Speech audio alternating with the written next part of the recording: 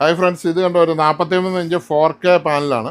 43 inch panel പൊട്ടിപ്പോയത് മാറിയതാണ്.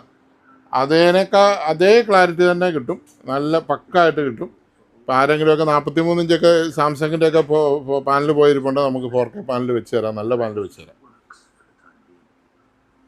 എല്ലാം നല്ല സൂപ്പർ വീഡിയോസ് ആയിട്ട് തന്നെ കിട്ടും. പിക്ചർ ഒന്നും ഒരു കുറവ് വരികയില്ല. എങ്ങനെയാണോ ഇതിൽ ഇരുന്ന് അതുപോലെ തന്നെ നമുക്ക് കാണാൻ പറ്റും.